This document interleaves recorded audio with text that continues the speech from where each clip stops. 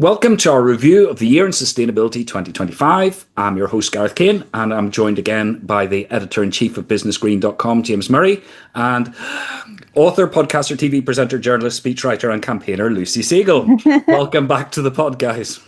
Thank you. Thanks for having us. So, looking back at 2025, obviously there's been a big orange cloud hanging over the world. Has the return of Donald Trump been as bad as you feared this time last year, or worse? Should we start with Lucy? Well, it's definitely been defining. Let's put it that way. Yeah, it's been pretty bad in ways that I hadn't anticipated, because I think it was very difficult to anticipate. And also because this time it's been so different from his first term, i.e. much worse. But I think it's also set up a playbook that has potentially been quite useful, which I'm sure will be a theme that we'll explore throughout this podcast. But I think if you go back to the sort of inauguration, and because Trump demands this kind of performative fealty and you have to stand with him and you have to pretend that you like his ideas, it's very exposing in that way for people who and organizations who in the past would have scurried around behind, lining up between whoever's in power and whatever ideologies they pursued. So I think that is a big theme for this year throughout action on climate and nature and the environmental sector.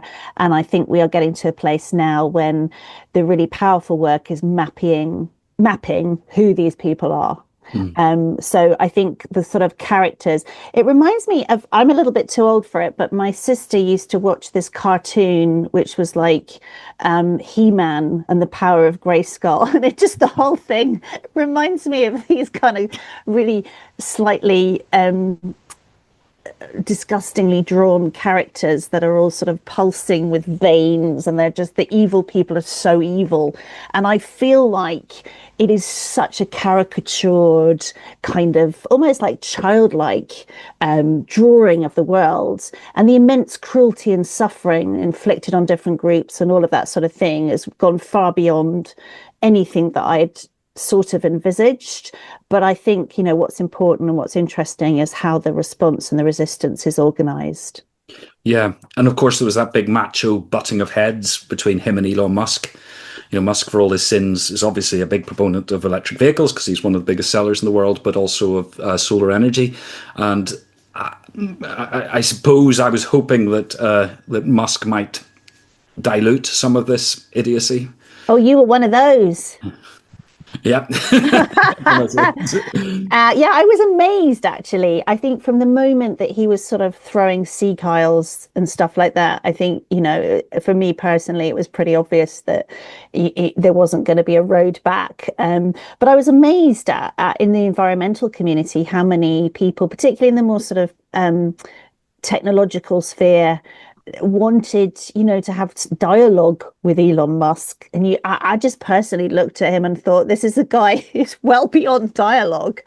I don't know who he has dialogue with, but I don't think it's people who are running, green investment funds and green incubator organizations in the UK. So my advice from the get-go was like, you need to move on. Yeah. And James, I saw you had an article up on Business Green today about how the states individually are trying to step up, to fill this vacuum. Yeah. I mean, it's obviously one of the sources of hope in the face of what Trump's been doing. Has been that most of the states, New York and California in particular, which are by a distance the sort of most economically powerful, they are still pursuing really quite ambitious climate policies. You do still have a burgeoning clean tech community. You do still have lots of really ambitious net zero targets from the US Silicon Valley companies and many others.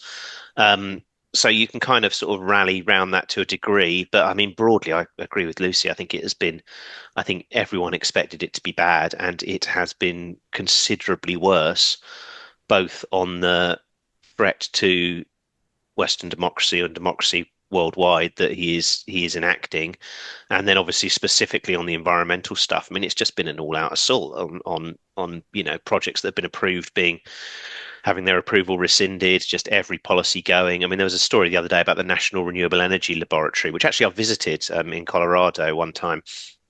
Genuinely inspiring place. At the absolute, was formed in the 1970s to pioneer clean tech R&D in response to the first global oil crisis. It's right there at sort of the cutting edge of hard research and development that has been commercialized many times over and made the US a world leader.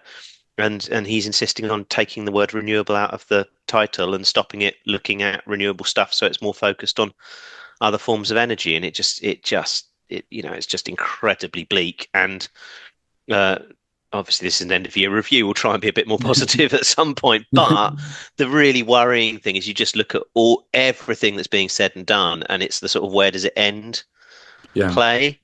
Because it does the playbook they're pursuing this time feels so much more coherent. There are more people around him who are more ruthless and capable than they were before.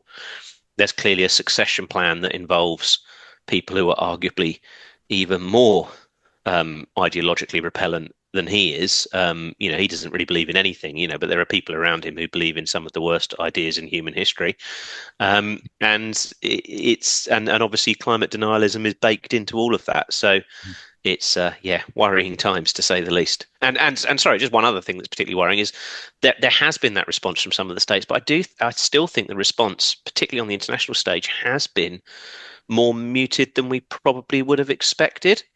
And Yeah. as Lucy said, there is this sort of everyone's scared of him. He's this mob boss demanding fealty, and no one seems to know quite how to play that. And as a result, they are, sort of basically towing the line with what he wants a lot of the time, or if they are pushing back, doing so in a very, very minor note way.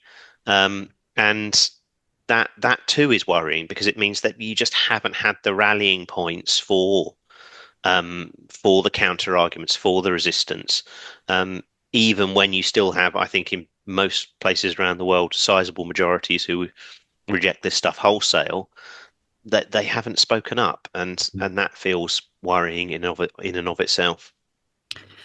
I do think I've got a cunning plan solution. I think we should invent a massive, ostentatious gold environmental trophy and wave it under his nose. Maybe FIFA could do it for us, and maybe then he'll be desperate to do something to earn it. The He other, probably would. He likes shiny stuff. I mean, yeah, absolutely. The other big global story, I think anyway, has been China's emergence as an electrostate. And despite all the usual blab about opening new coal-fired power stations every 3 seconds or whatever they say, their emissions are flatlining, starting to fall. I'll put this to James first. How is that impacting on sort of the world of clean tech from your point of view? I mean, it's absolutely huge. I mean, the scale, some of the numbers are absolutely staggering. The pace at which it's being done is truly, truly remarkable. You look at the almost, I think it's over 50% of their new car demand now is electric. Renewables, absolutely enormous, and really starting to marginalize coal. There's credible analysis that suggests the country's emissions may have peaked. Which again, if you'd said 4 or 5 years ago that could be done by 2025, most people would have just said that's ridiculous. And obviously all married with continued development. So you've got hugely positive momentum there. You've also got, and it absolutely is having a global impact because you're seeing, if you look at some of the Bloomberg New Energy Finance sort of modeling on this, so much of the reduction in cost of solar, wind, fuel cells, heat pumps, and batteries, most crucially, the battery story is absolutely remarkable. It is coming from the fact there is overcapacity in these huge Chinese factories. And China's happy to keep that overcapacity there. It is continuing to pump out this product because it wants the price to be low. Trump has almost done them a favor with the tariffs because it means that they're starting to push those technologies more into Europe and into developing economies. So developing economies are starting to see the benefit of cheap, clean technologies hitting their markets. So it's having this sort of knock-on impact all around the world that you suddenly have cheap, reliable solar and storage in particular wind and electric vehicles and others coming along behind that. And it is the only viable pathway by which you can see global emissions peaking in the next few years and us transitioning. Obviously, that all comes with the massive caveat of it. We have got ourselves into a situation where, regardless of the kind of the ethics of the Chinese government, and that's a whole other podcast, we are reliant on this one big superpower. And that is a position that you don't really want to be in. You want more diversified supply chains. You want a bit of negotiating leverage.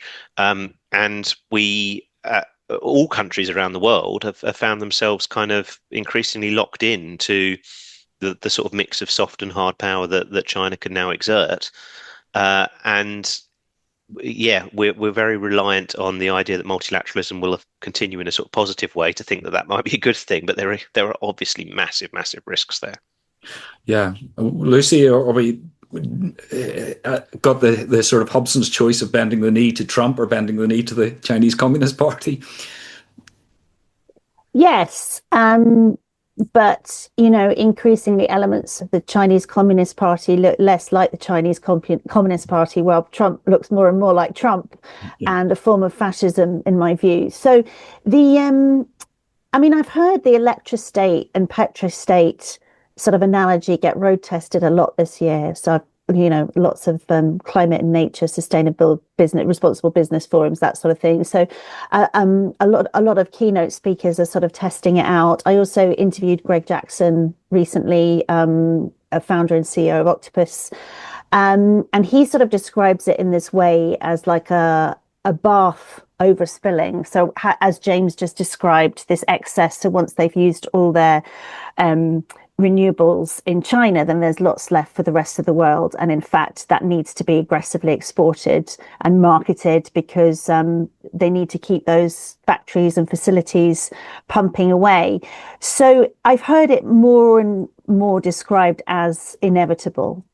And I think in terms of the sort of rational, safe, less risky geopolitical scene that James describes, I suppose one thing we're getting used to is feeling used to being vulnerable and feeling really, really vulnerable. I mean, this year you've heard people talk about, I have an Anderson shelter in my garden, and everyone who comes here is like, oh, that could be useful. Like, how do we get from sort of the geopolitical consensus to, oh, it's great you've got a shelter in your garden. So I think that what I'm always really interested in is whether these expressions latch and whether they get any cultural traction, and the kind of electro-petro state, we can make the decision. I don't feel it's getting much sort of mainstream traction at the moment. I did just hear a very interesting presentation from Professor Tim Lenton from Exeter University, who's an authority on tipping points. And he talks about obviously the severity of tipping points, because the biosphere reality is that, as we probably all read recently, coral ecosystems, we think the threshold has been breached. But he also talks in terms of positive tipping points. So if you look at the way that he measures electrification, that is a positive tipping point, and you see this sort of excess from this abundance of renewable equipment from China pushing humanity on this positive track, which offers a bit of hope in these dark times. So I think that's also really interesting, is how we're assessing this massive shift to electrification away from fossil fuels. And I think there's also something really interesting that's just happened in Australia. I don't know a lot about it, but there are citizens who are getting 3 hours of free renewable energy every day. So that's will be a very interesting road test, and something that I think will set the stage for 2026. Yeah, I understand in Chile, getting free excess energy is quite normal. Is it? Yes. Oh, So there are. This is all coming through, and you mentioned Octopus. Their Kraken software is starting to allow that in this country as well, not just for Octopus customers, but other customers, that if you sign up to a certain tariff, and I don't actually know how it works, I don't know if either of you do, but if you don't use electricity at peak times, the Tuesday night when everybody sticks their oven on at 6 o'clock, then you might get your electricity free on a Sunday. I don't know if anybody knows exactly how they measure that. Well, presumably through their Kraken software, but whether you get penalised then for putting your oven on if you do decide to have a roast on a Tuesday. Well, I think what's really interesting is what we're talking about is moving from, like citizen experience of the electrostate rather than talking about it in geopolitical theoretical terms, and that will have more catch, the former rather than the latter. Should just say that Kraken is no longer part of Octopus. Right. It's spun out. Which That's is something that happened this year as well. Yes, presumably why they're selling it to other providers as well. Yeah. So we had three big significant international conferences. There may be more, but these are the three that I've picked up on. All of which sort of seemed, from my point of view anyway, to come to disappointing conclusions. There was the UN Plastic Summit, the International Maritime Organization's net zero framework, where they thought they had agreement in April, only to find the rug pulled from under their feet in autumn, and then the annual climate change COP30. So I don't know who wants to start on this. Lucy, would you have you been keeping an eye across those conferences and what happened? Yes, I'm sorry, I'm not bringing great news. I suppose, I mean, from my point of view, I feel like there were themes at all of these, massive culminations of rounds, weren't they? So moving into the next phase of Paris, the plastics treaty, as I understood it, this was the sort of the chance where it was going to produce some sort of binding act, which it didn't do.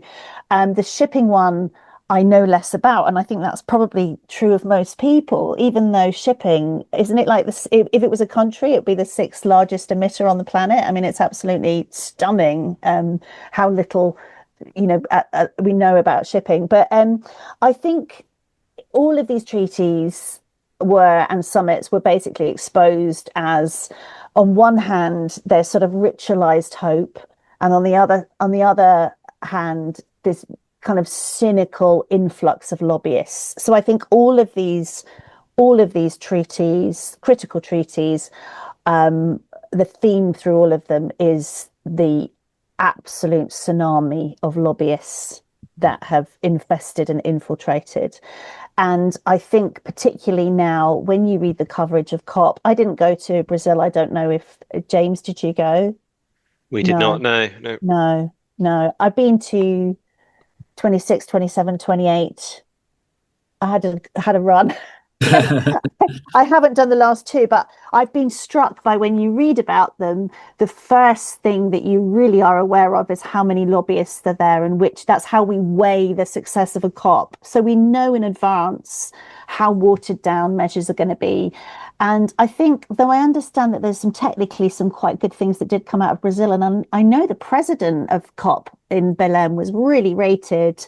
Is it Corriere del Lago? But very, very strongly rated as being a sort of brilliant ambassador for the biosphere, for the planet. I think it just seemed marred by horrendous events. There was the fire, there was the indigenous march on COP, which, was just kind of horrific to think that indigenous communities were shut out and that it had become a hostile presence for them. And I think there's a lot of questions over how that was managed, and of course the optics of it. And I should say that the ones that I attended, it felt each time, because I was always working with indigenous delegations, that they were getting closer and closer to the power base. Mm-hmm. And that there was real work being done there. So it was really startling and quite horrific to see that. And then the fact that fossil fuels as a phrase was not in the final treaty at all was obviously a headline grabber. On plastics, that was just so enormously disappointing. I mean, personally, I've done a lot of my career has been around plastics, which is obviously part of oil, but slightly separate in people's imaginations and the way that they interact with the subject. But it was very, very it's always really, really difficult. And I've thought this throughout the process when you don't have an essential disclosure project. So with all of this work, which is, increasingly based around the data, if you don't know how much of something an industry is using, a company is using, a brand is using, you don't know how much risk is leveraged, where do you go from that? And I feel like with the Global Plastics Treaty, at some point it felt like environmental organizations and the data and the scientists had grip of it, and then quite often it didn't. So it was a real, personally, I found it to be a real roller coaster. Yeah, James, your take on COP in specific, particular, or all three of Well, those? I mean, I think the story of all three, and I'm sort of ripping off some people who are kind of there and analysing it more closely, is slightly depressingly. COP30 was the most successful because it wasn't completely um, blocked by Trump, the US, and their petrostate allies. I mean, the stories coming out of the International Maritime Organization attempt to get what is a very modest carbon levy on shipping through are absolutely horrendous. I mean, there's stories of diplomats being literally blackmailed by the Trump administration, saying if you don't vote with us to block this and delay this, you will not be getting visas to the US again, and we will stop your bank accounts. I mean, full blown blackmail mafia tactics. Similarly with the plastics thing, I mean, it was a miracle it got as far as it did, but it was always going to be blocked by the Saudis and the other petrostates. I mean, again, it wasn't a massively ambitious treaty, but it had zero chance of getting approved. And then at COP itself, the success was that it didn't completely fall apart. It was that there was a sort of veneer of multilateralism, that the talks are continuing, partly because that's the most high profile of the three, and the backlash, global public backlash, and sort of the political backlash for being seen to be the ones who destroy that process would be considerable. But you saw exactly the same dynamic in play, and there's two sides to it. One is complete vested interests, just wanting to block anything that will curb fossil fuel demand or take climate change seriously, and a sort of climate denialist thing. Another part of it is just the shifting in geopolitics, where countries that previously would be described as the global south or developing are now hugely economically powerful and will not take being told what to do by what they still regard as a sort of Western dominated um, agencies. And this is slightly to simplify it, but that, you've kind of got a bit of a split between those who were obstructing progress at COP, between those who are obstructing it on a purely quite vested interest, cynical basis, and those who are obstructing it on a, we are still going to decarbonize, we still take climate change seriously, but we're not going to do it to your instructions. We're going to do it in our own way, potentially at our own pace, and we have our own priorities. And that makes it very difficult because those two intermingle quite a bit. And obviously, one is a much more nefarious, easier to criticize position than the other, which is much more kind of historically loaded and trickier to navigate, which is partly why, again, the EU's just looked frozen in the headlights throughout the whole thing. And it is deeply, deeply worrying that these processes do seem to have really stalled. Again, Trump is a big part of that. There was sort of theories around COP30 that having the US there when they were engaged has always been so crucial, because they are the one country powerful enough that has some leverage over the petrostates and the Saudis and the others, and could say, okay, now it's time to let us have this one. Could you please back off? Don't worry. We need the sort of a more positive deal. And without that, there's no leverage that anyone else has to get them to bend their position at all.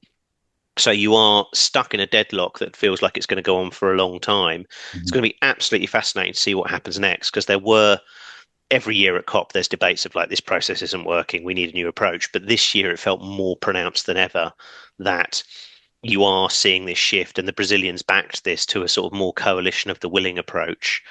And trying to stitch together, those, essentially industrialized nations that take climate seriously, which is basically every industrialized nation except the US, and those are, and the huge wave of developing countries who see opportunity here and also are incredibly vulnerable to climate impacts. So can that sort of coalition actually organize itself in a way that provides a serious counterweight to the blocking countries? Because if they can't, the problem is that, as I said, there is so little leverage that anyone has over those countries that are blocking. And obviously, when you sort of then map on the geopolitical, the open warfare, the conflicts that we're all seeing, it becomes even harder to unpick. So it's going to be fascinating to see how powerful those coalitions of the willing prove to be, because they are, if we are to maintain the progress that has been made towards the Paris Agreement, and there has been progress, it's going to have to come through those countries and those governments. Yeah.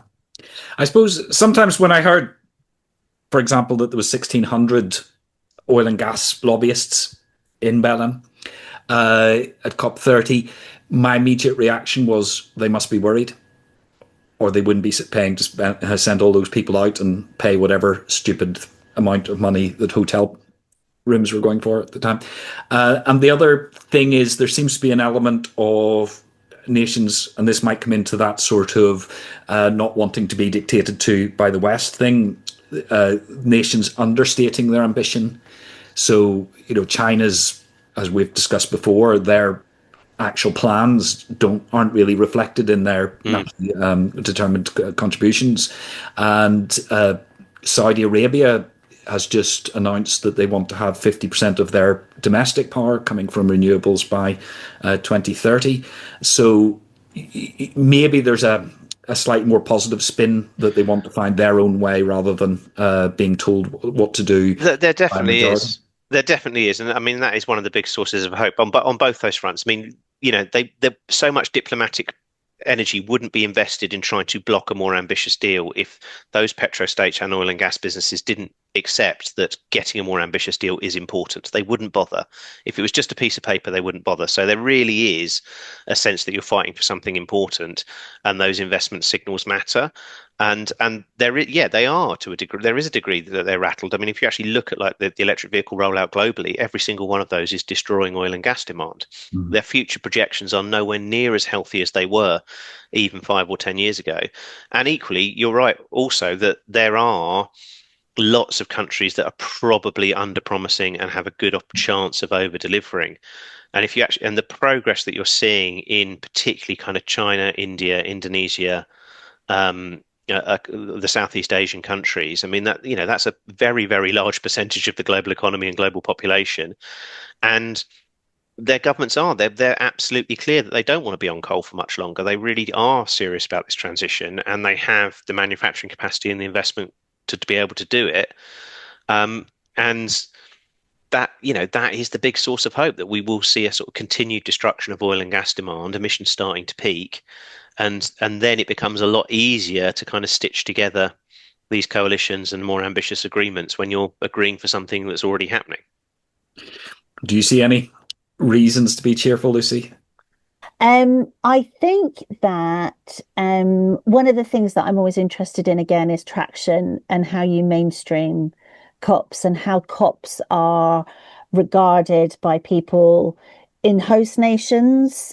Because it's a little bit like the Olympics, it's a strange thing that appears in your country. And we've got some recent experience of this because COP26 was in Glasgow, of course. And it sort of settles there. And it's just really, really weird and alien because even the security and everything is run by the UN. So your own police force, your own army, it's not under their jurisdiction. It's all very, very odd. And one of the things that happens is that there are these sort of tentacles from the COPs which stretch out into the host country and into the host communities. And they are supposed to leave a legacy. So each COP leaves a legacy in the host country, but it takes so long for this funding and for these, that the horizon on that is like 2 to 3 years. So, for example, last week or this week, actually, I was hearing about stuff that's happening about the Great Fringing Reef, which is what has been dubbed a climate resistant coral reef, which stretches right around the Gulf states. And it was in Sharm, like one of the best bits of coral is in Sharm el Sheikh. So COP, what was that, 27 in Sharm el Sheikh?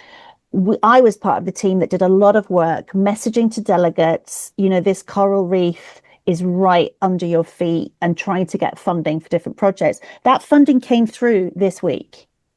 And a portion of that will be in Saudi Arabia. And the reason why I mention that is because what COPs are good at doing, and what this mechanism is good at doing, is eventually delivering biosphere prevention sort of stuff, programs that are rolled out and start to bring a sort of cohesive response to climate and nature collapse. But it takes so bloody long. And this is back to James's point, like, is there another way of doing this? And for countries that are really feeling the effects, who are now behaving in a different way to those who aren't feeling such kind of immediate effects. And yeah, I think that connection is so vital. Like, we need to stop talking in these terms of like nationally determined contributions and all of this kind of jargon that nobody like really understands, and actually start drilling down into the mechanics of ecosystem protection and how this is working and how we're actually decarbonizing and the effect that that's having on the planet. And that mechanism seems to have broken down from a communications point of view. Mm-hmm. Right, well, maybe we bring it back to more parochial UK level then. We've had the first year of the Labour government, who were elected on a platform of delivering green growth. So, and I have to say, the Energy and Net Zero Secretary, Ed Miliband, seems to be about the only cabinet member who's actually enjoying being in government. But maybe we should start with James. What do you make of the government's progress this year? A very solid B plus, I think, would be would be my grading. I think they have been, and this is not. It's slightly yeah. This is not the consensus view, but from an energy and climate perspective, it's been quietly impressive. They have made a lot of significant policy changes to the sort of the wiring and fixing a lot of the kind of policy frameworks that just weren't in place under the last government. The government had basically stopped trying for the last 4 or 5 years, just rolling chaos.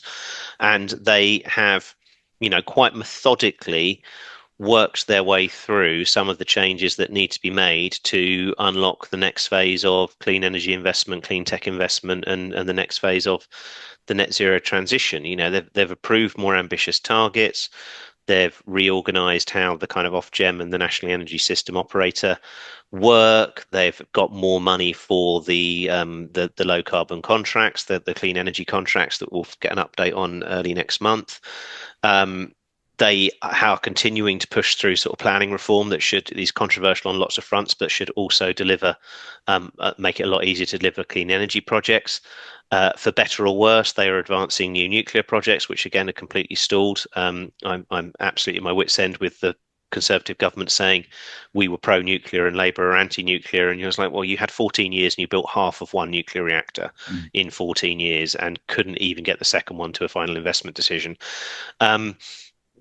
There's been lots of broadly positive stuff that they've got next to no credit for. I mean, I could go on and list sort of scores and scores of minor policy changes, some of which quite major policy changes, like more money for electric vehicles, the rapid rollout of the wider electric vehicle charging network. The list goes on, and all this stuff is laying the foundations for quite significant positive progress over the coming years. The problems with it is that, unfortunately, because their communications are so garbled and the messaging around this is so mixed, they get next to no credit for it. And B, it's always the case with climate action. It's still kind of insufficient. There's still lots of areas where it's not working as well as it should, where they should arguably be going faster, where they're struggling to articulate what the trade-offs are in a way that keeps their coalition together. Um, and and then at the same time, the scale of the rebuilding is so huge, this stuff will take time. And then, of course, you marry on top of that the sort of a hostile press and a sort of top team that seem incapable of communicating particularly effectively. And suddenly you find yourself on 20% in the polls and staring down the barrel of a reform government. So on the policy front, I think it's been good. And on the communications and the sort of politics front, I think it's been terrible. And they really need to fix that fast because they are very much in danger of laying some positive foundations for the green economy at a time when the green economy can't invest with confidence because the next government might be basically a climate denialist, uber libertarian sort of fever dream of a government, and therefore you've got the investment signals pulling in two different directions. So we just won't see the benefits from that because they're really, really squandering the politics. Lucy, what's been your take in the last 12 months on government delivery? Gosh, I thought B minus was very generous. So good job I'm not marking their homework. I mean, I do accept James's point about some of the sort of quiet work that's gone on behind the scenes, but there was a moment where Ed Miliband almost got fired, right? I mean, there's been a lot of, I wouldn't even say it was quiet drama, just drama around the green agenda, which I thought was half baked and very toxic, actually, very, very toxic. And in terms of the anti-net zero agenda, the sort of, if you can't beat them, join them with, response to Kemi Badenoch and reform and that anti-net zero agenda, I just thought was just a betrayal. Maybe I need to be less emotional about the whole thing. I think the sort of side swipes from Rachel Reeves, bat tunnels and all the sort of eco protections in building that she has such a problem with, and this sort of almost paranoia about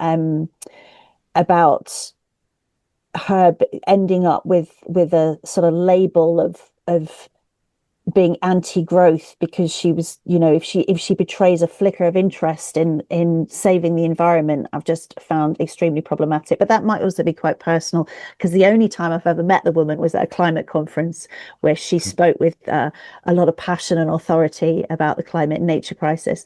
I think it's been a jumble. I agree with James that the communication has been absolutely dreadful, but that seems sort of deliberate. And in terms of the stuff that probably really matters, but not to voters, actually,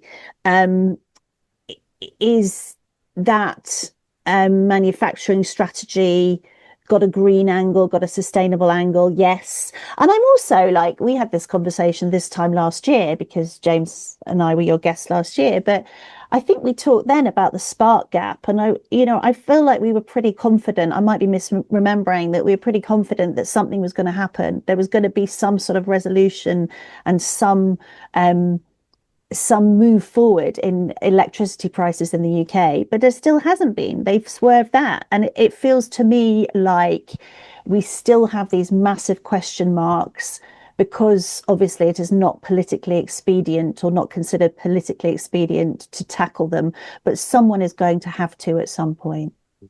I think that one's sorry, just to jump in on the spark gap thing. I mean, I think that's almost absolutely indicative of where you've seen progress but not enough, and the structural problems within the government. So they have decided they were considering for a long time in the run up to the budget just taking VAT off of energy bills, which wouldn't have dealt with the spark gap at all.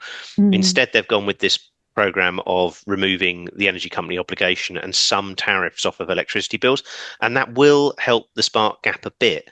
So that will reduce electricity bills a bit, but equally they haven't taken all the levies off, and those levies that remain will still be on electricity bills. And the way they've taken the energy efficiency levies off of electricity bills, they've done that by essentially cutting back energy efficiency funding. So they've recognised the problem. They've kind of partially solved the problem or taken a step towards improving things, but not at enough level to really unlock heat pump investment. And they've done it in a way of sort of robbing Peter to pay Paul and causing problems elsewhere in the green economy. And it all comes back to, I mean, everything's connected in this space, isn't it? But it all comes back to the fact that they simply do not have enough money to do all the things they need to do to rebuild the sort of broken public sphere and all the problems that we have. And they box themselves in by insisting they wouldn't increase taxes, which they refused to go back on, despite the fact they were given a perfect off-ramp by Trump's talking about quitting NATO or rolling back support on NATO and Vladimir Putin's threats. It's so obvious that you can make the case for more public spending to defend the realm and all the other things we need to do, and yet they refuse to do so. But that's right, slightly by the by. But that little incident in the run up to the budget was almost this perfect example of like, okay, you've diagnosed the problem, you've taken a step towards solving it, but you've not done it enough to get any credit for it. So again, they had a budget that actually cuts everyone's energy bills, which has been one of the dominant stories for years, and they got no headlines, no positive polling, barely any awareness that it's been done. And when those energy bills cuts come through next year, they will get not the slightest bit of credit for having made the changes that they've done. Which it just seems that they're sort of almost sleepwalking their way towards electoral disaster in 3 years' time, unless something, unless they actually start to solve the problems at the scale that's required and find a way to let people know that they're doing so. Otherwise, they're just going to, as I say, sleepwalk to disaster. Yeah, Lucy, you mentioned Kemi Badenoch, the leader of the opposition for the Conservative Party, and she smashed the UK's consensus on climate action, which dates back, of course, to Margaret Thatcher's groundbreaking speech to the UN in 1989. Only 5 Tory MPs voted against the Climate Change Act in 2008. And Theresa May, of course, set the net zero target in 2019. Where do you think that leaves the Conservative Party? Well, I think that it got Kemi Badenoch out of a hole. I mean, she has an issue that she can't generate media or excitement around her presence. And so what she has to do is she has to try and get a piece in the Times at a major moment to avoid being fired. Well, if anyone else wants the job. And she has to pull something out of her pocket before conference or whatever. So the thing that she goes for, and I understand why she does it, is net zero and the climate agenda. But I'm not sure. I think it causes immense hostility in that moment, and it looks like a play. But I feel like she's done it repeatedly, and I feel like it's losing its power anyway. And it's such a sort of self-interested sort of turn of events just to get an interview or whatever she needs at that point, that I feel like it's losing its traction, basically. So in terms of, I think there's a schism happening anyway. I mean, it's been described by, historians and, political analysts, but, that we are, the kind of whole Thatcher shadow is going, it's ebbing away, and we're getting the last people dying out from that phase. You talk to young people today, they don't really know very much about Thatcher, and some of them don't know about her at all, and they're looking for something new, and maybe Zach Polanski and those kind of politics, that sort of framing offers it. So this kind of association between Thatcher and decarbonisation, I'm not sure how important that is. Maybe for the political consensus in the UK, yes, but how politics are fragmenting all over the world in lots of different countries, with or without, Margaret Thatcher. And I feel like if net zero is the anti-net zero movement is ascribed to that force, it doesn't sort of fully capture and describe the power of populism and why people are drawn to it. So this is a very long way of saying that I don't feel that Kemi Badenoch's I don't really care about the Conservatives. I'm just going to be completely honest with you. So whether or not they persist and win, as far as I understand it, technically speaking, they've got a certain amount of funding which will last for a while, but then their road back is going to be very, very difficult indeed. So are they a spent force? I don't know. And if they weren't a spent force, would I care if they were green or not? Like James said, I don't think they did very much at all. I know that there is a sort of tendency to describe Boris Johnson's regime in particular as being like ultra green, but really they did very little and they brought very little to the table. Yeah. Now, you say you can see why she did it, but the recent YouGov poll on net Technically, zero suggested that only 25% of the population is anti-net zero, despite all that noise that you were talking about in the press, net zero being falsely blamed on the yeah, Heathrow but she's not blackout. trying to get to those people. She's trying Yeah. to get some editorial coverage in the Times. Yeah. That's why she's doing it. But it's quite a small pool of votes to go for, isn't it? If 60% of the population is still pro net zero. But then if you know that you're not going to be voted into office and you have a different priority, which is maybe to keep your job or keep your position, then do you see what I mean? The framing is difficult because the polling consistently shows, doesn't it, that the population at large, like 70, 80, 90% of people want more action on climate. Yeah, absolutely. James, do you see this as trying to elbow out reform off the airwaves, or what? Potentially that might be what the thinking is, but I'm more worried about what it does is it makes it easier for the Tories and Reform to work together. And that is the big fear here. So, I mean, you're right. Sort of 60% plus consistently say they want more ambitious climate action. They're still in favour of net zero, which is fine. But the problem is we're now in a sort of five-party system where you can form a government with potentially 30% of the vote. And if you are looking at, forming a coalition or electoral pact, you can do it with even less than that. And what I think this strategy is from Reform and the Tories is, one, they absolutely believe in it. I think they've been completely radicalized on this stuff by a lot of online nonsense and ultra right wing US talking points. So I think there is I think they have the zeal of a convert on a lot of this stuff, but also politically, they are firing up their base or trying to fire up their base who agree with them, and they know that if they can. If it's not made a salient topic by the more progressive parties, and it's not a sort of top five issue going into an election, you could still win. You could still win even if a large majority of people disagree with you on one of your absolutely core policies, as kind of I think as Trump and others have proven all around the world. So that's what I really, really worry about. I worry about the sort of the way they've very, very recklessly broken the consensus that is steeped in a lot of scientific and economic analysis. They might not pay a penalty for it if the parties if the Labour and the other sort of left-leaning parties don't get their act together and don't make it a referendum on these issues, or that these issues aren't salient enough for people to treat them as a referendum, or of course what Farage and Badenoch will be hoping to do, which is to say, look, this climate action is actually damaging you. Is the reason that your bills are higher, and bills are higher, and it's not clear Labour will be able to reduce them in time.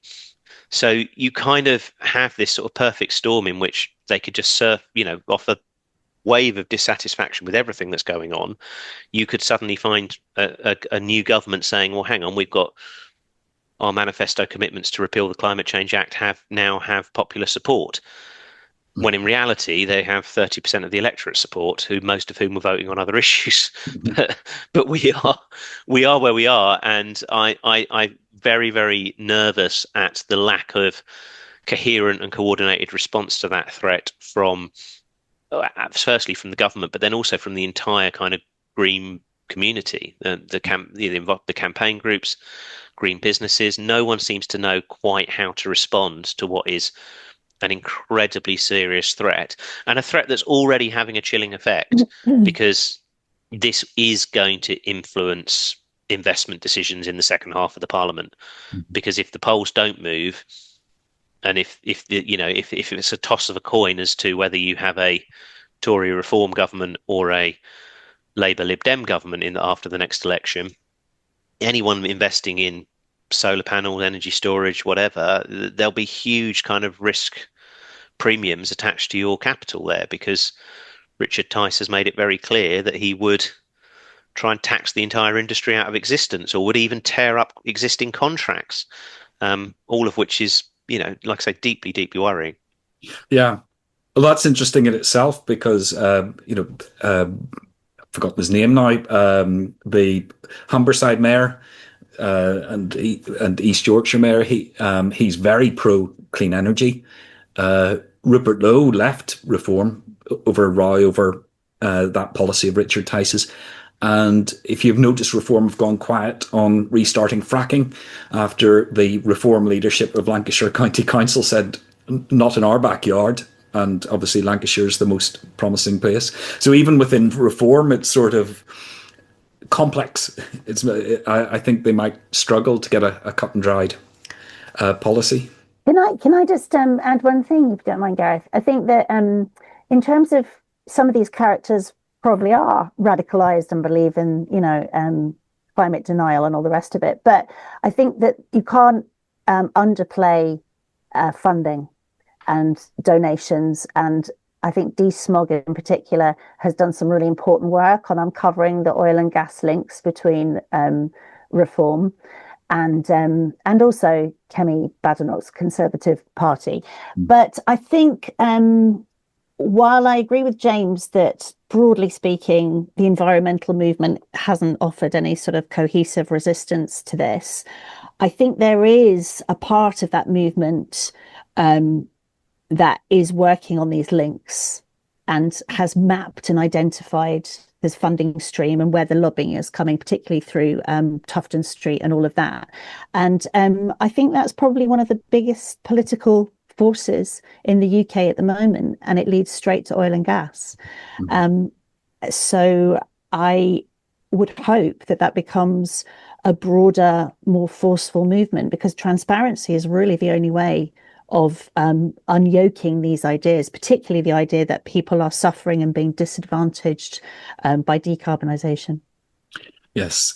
And you're continuing to do my job for me by bringing me on to the next subject, because you mentioned Zach, but no, you mentioned Zach Polanski a second ago, and that was the next question I was going to ask. This energetic new green leader. Have you both been hypnotized by his emergence? No. Also no. Do you want to start, Lucy? Yeah, I mean, I actually hadn't even seen him up close until last week or the week before last, and I saw him at the National Emergency Briefing doing his stuff. He gets a lot of applause for saying things that people have been saying for a long time, so good for him. And he definitely puts a lot more effort onto social media and stuff like that. I don't think he's got the Mamdani sort of factor. A couple of his recent posts have made me laugh, so that's good. Maybe I'm warming to him. But it seems to me like he's offering. I can see that he's offering something that's really, really needed, particularly around people that are much younger than me. But am I like 100% convinced? Not at all. No. James? Yeah, I mean, similarly, I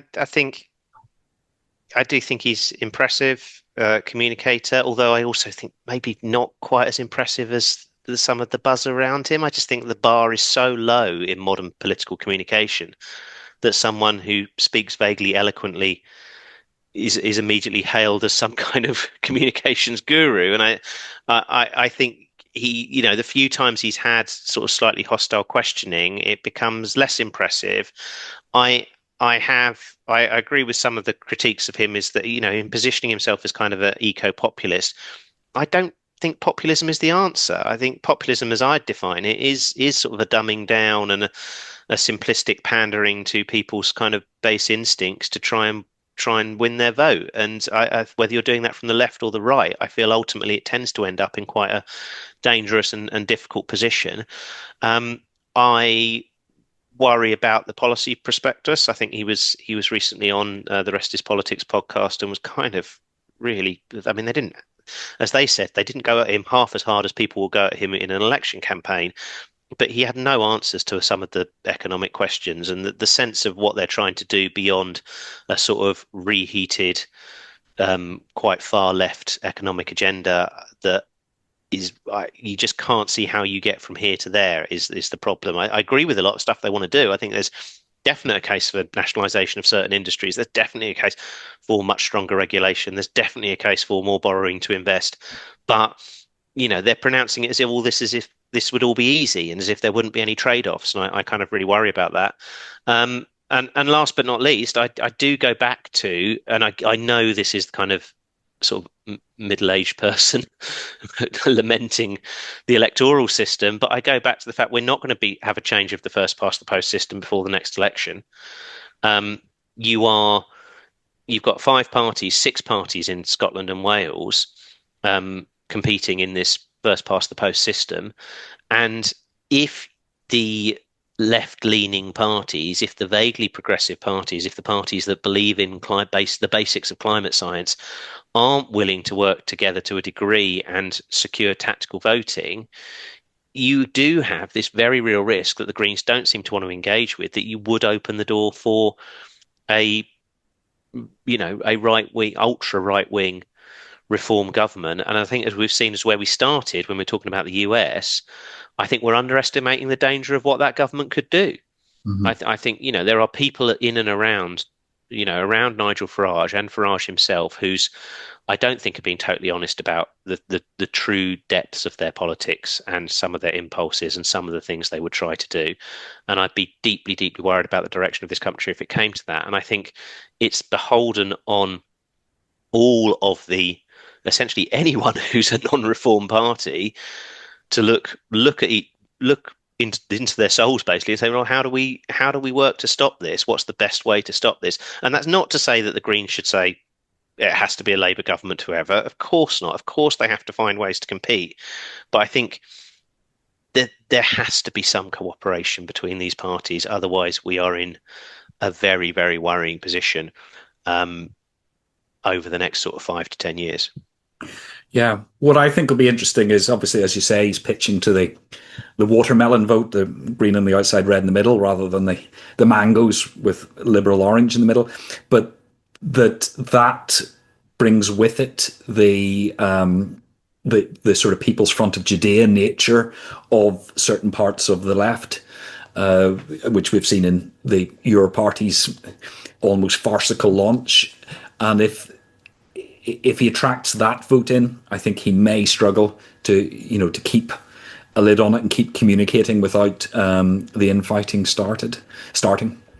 Sorry, but I'd actually just add to slightly temper my critique of him. A lot of this isn't on him, though. It's not, it's not his responsibility to be the one who reaches out to Labour. It's on the Labour government to not alienate its base, basically, to not deliberately alienate anyone who does care about climate change or who does care about, more humane immigration policies or whatever it may be. They have to be part of this too. But I do think all of the non-reform parties need to actually consider, hang on a second, is this really, do we want to act in a way that does, basically lay out the welcome mat for them? Right. Every year we nominate our heroes and villains of the year. So, Lucy, do you have a hero of the year for us?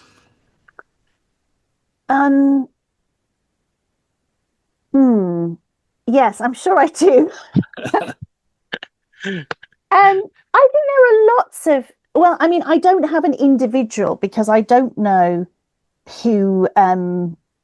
I don't know enough about who drove this, but something that there's a film coming out, a short documentary coming out. I'll have to look up the name. I have really bad memory problems at the moment. Sorry, Gareth, but I'll come back to the name of it. But basically, it revolves around the ICJ, so the International Courts of Justice issued quite a technical thing this year, and it was an advisory opinion on climate obligations, and it's like it's been described as a legal earthquake in slow motion. It's like really, really important, and it was driven by younger lawyers working for small island nations. Many of them were from the Caribbean region, and it's essentially making sure they basically ask the International Court of Justice a question: what exactly are states legally obliged to do to prevent climate harm? And for that reason, the ICJ had to clarify that inaction isn't neutral, and that's the point. So therefore, they've opened the floodgates for a lot of legal response and legal resistance, which is kind of amazing. So whoever it was that led that small island nation work, I'll find the you are my website. heroes. I'm trying to find who Yeah, it's directed it's it. really like chewy. It's a really chewy subject, but everybody keeps telling me this is the thing to watch. It's technically non-binding, but it really, really is important. And then into that, I would add like all of those people who are working with legal institutions and frameworks to push nation states on their response to climate action. I think they are absolutely amazing. And all of those people who are trying to decode that word at work, I think that's really, really important.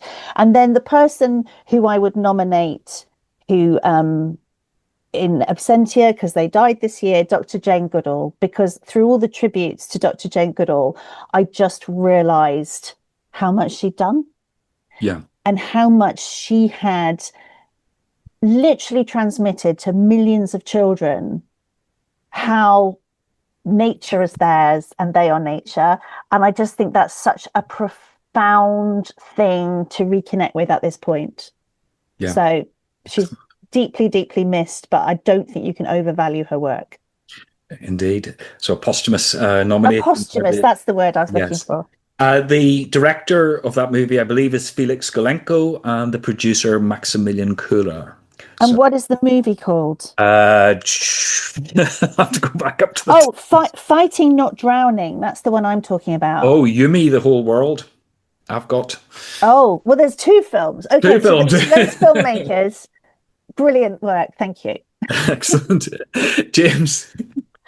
In terms of hero, I might actually just go with someone we've mentioned already, is in Ed Miliband, who I just think has, you know, been pilloried in the right-wing press, has been briefed against by his colleagues, who quite frankly should know better, and yet has been one of the few bright spots in a government that just has at times felt like it's drifting. And as I said, I think has delivered, and hopefully will continue to deliver some quietly significant reforms that will have a big positive impact on the UK's decarbonisation trajectory, on its green economy, and on its energy security.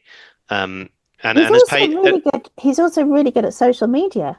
And yeah, and he's good at communicating. He's better than almost any of his colleagues at social media, and is a sort of a sign of what government can do when you have that sort of competence and that commitment, and that incredibly thick skin that is needed. So yeah, I think he'd be one of my heroes. I think Marina Silva, who's the Brazilian environment minister. You know, I don't think COP30 was a sort of unalloyed success, but I think what success there was, a huge amount of that credit goes to her. I think she sort of domestically pushed Lula into a position where they were looking for an ambitious deal, corralled a lot of support for the coalition of the willing approach that they are now going to have to move forward. And she's been an absolute hero in kind of the COP process and sort of South American climate action for years. So I think she's been another hero. Yeah. I was thinking, although it's not really of this year because it's happened for quite a while, I was thinking of Anne Hidalgo, the mayor of Paris, because what she has done to remove private motor cars from the center of Paris is quite extraordinary. And I don't think anybody would really want them back because it's so lovely now, and replacing parking spaces with cycle lanes and outdoor cafes. And I don't know how she did it. Some alchemy. Because France had this Gilets Jaunes rebellion over a minor road tax, and yet she seems to have basically transformed the centre of Paris for the better without ruffling too many feathers, as I can gather. But my nomination for this year, I suppose, is probably Emma Pinchbeck of the Climate Change Committee. She's just one of those people, has incredible communication skills, that she can calmly communicate really complex stuff to people without sounding as agitated as I get about the things that people aren't listening to me. And I would love to have her on the podcast. So maybe if I nominate her, she will join us on the podcast. But I think she is, a total star. Okay, if we've had our heroes, what about our pantomime villains? James, do you want to go first on this? Um, I mean, I've got two. Well, I've got three actually. Very quickly, the obvious one is Donald Trump. As I said, I think it has been even worse than we suspected and feared. The other one, I think, is the still relatively new BP boss Murray Auchincloss. I think maybe that might probably slightly mangled the pronunciation of his name, but I just think he is absolutely representative of the huge U-turn that the oil and gas industry has done from, you know, it genuinely was increasing investment in renewables and low carbon technologies. You know, there was capital being mobilized, and the kind of near total disavowal of that strategy and a sort of redoubling down on fossil fuel investment that he's kind of been one of the figureheads for is just so unbelievably reckless and so sort of intellectually stunted to not actually engage with the reality of what you're doing in making those investments and the risks that you're taking. I just find it pretty disgraceful, to be honest, and I just wish they were held to more account. And again, I think that's been one of the problems of this year is there hasn't been the sort of vocal criticism of those companies for making those U-turns that you would have expected. They haven't really paid a reputational price for ditching strategies that they were trumpeting for years, which is deeply worrying. And on a very similar note, I think my third and final one is Claire Coutinho as the shadow energy and climate secretary within the Conservatives. As I said, I think people like Kemi Badenoch are doing this for purely political reasons, but she was the energy secretary. She worked in government. She's absolutely not stupid by any stretch of the imagination. I think she does understand, she must understand the risks. She would have had the briefings when she was within government about why clean energy is so important, why decarbonisation is so important, and then to still fall into line and go out and sell this idea that we need to repeal the Climate Change Act, that we need to be going slower on emissions reduction, to parrot these myths about how other countries aren't doing it and we're out on our own doing it, which is just bald-faced nonsense, misinformation. I'm going to not quite say lie. I'll be generous, but I just think it has been disgraceful, and it's been pretty shameful also of the media that they haven't been properly quizzed on the implications of what they are doing, because they can't. If you actually dig into the detail, it's very, very hard to defend this stuff without fully denying climate science. And they say they're not doing that. They say they still think climate change is a problem. It still needs a response. It's like, okay, what's your response then? And they won't explain what it is. Yes, I had Claire Coutinho on my list as well, and hopefully Lucy doesn't take all my others. Lucy, your villain of the year. Well, Claire Coutinho should be on my list as well, because when I hear James explain that, and I just think about how that translates into the public sphere, and they think, well, here's a woman who must have seen all these briefings. She must have read all this. She's made a qualified decision. It's absolutely, it's evil. It is so disgraceful. It's so shameful. But actually, I had one name at the top of my list, and that's Darren Woods, who is CEO of ExxonMobil. And I can't really count the number of times he went on this kind of weird tour where he basically was going around doing, it's not outright climate denial. It's, like a sort of climate shifting, I think they call it. And it's, really, really pernicious and just rolling back on urgency, on committal, and just taking a very, very cynical isn't a strong enough word, but um, a position that cannot do anything but throw future generations under a bus. I mean, it just seals the fate in a way that is so extreme that it's hard to understand how those people could possibly go about their daily existence. Yeah. And then, there's probably quite a few people from the media that I would very happily put on that list as well, because another, and I'm talking in a UK context specifically now, but another year ticks by when we have been asleep at the wheel again and failing, with the exception, of course, of Business Green and James Murray and yourself, Gareth, failing to raise the alarm sufficiently and make sure that British citizens are aware of the seismic changes that they face to everything from food and energy security right the way through to weather patterns. And I should have put them on my heroes list, but the Aldridge brothers, Nick and Simon, for convening the national emergency briefing a couple of weeks ago, and for Chris Packham for leading that and being as brilliant as ever. Fantastic. My nomination then is Chris Wright, the US Energy Secretary. I think we said before that when Trump came in the first time, he wasn't expecting to win, and he bumbled about and didn't really do very much, just made a lot of noise. Whereas the second time he seemed to come prepared with a whole load of sidekicks to enable him and allow him to do these things. And, like some of the people that you're talking about, Wright just comes with a massive list of climate change denial, ridiculous claims about solar energy, just predictably wrong stuff. So he's my nomination. Right. Very briefly, because we have been at this for quite a while, can I ask you if you have any predictions for 2026? Lucy? Anything massive going to change?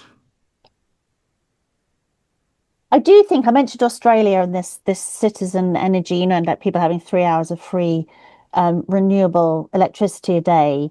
I think that's going to be really, really interesting to watch. And the other kind of shout out, who I think is going to get more scrutiny as being a really positive case study, is Uruguay, who, as I understand it, are down to like less than 2% fossil fuels.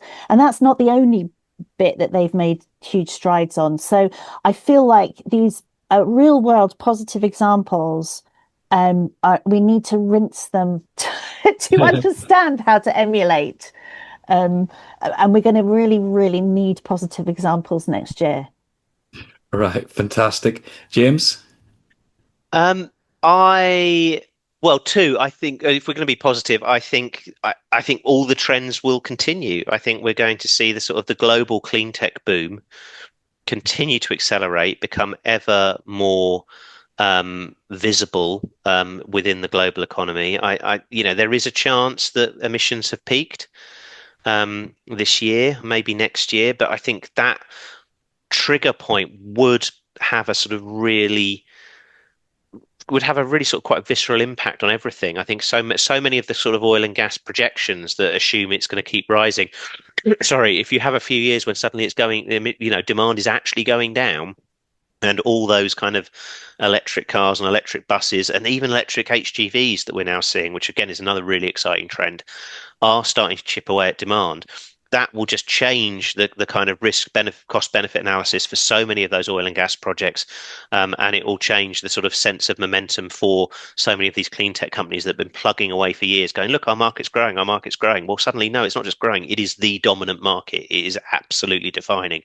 So I kind of think those background trends will continue, and then relatedly to that, I hope, and this might be being absurdly optimistic, that in British politics and more broadly, you will start to see a fight back, because I think everyone's been shell shocked by the first year of Trump. I think in the UK, I think people have been shell shocked by the collapse of the kind of political consensus on this stuff. I think there have been some very modest signs from Labour that they might realise they overcorrected with their tacking to try and impress reform voters, and maybe we will start to see some recognition that there has to be something to keep what should be their natural base more engaged. Otherwise, as I say, they're going to gift wrap number 10 for Nigel Farage.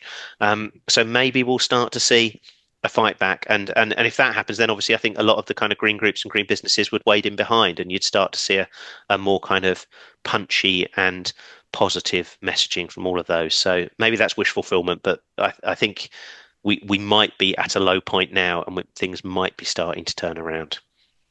Brilliant. Well, thank you very much for those two upbeats. Because we've been plumbing quite a few depths while I've been reviewing the year. So I do hope that those more positive predictions come true.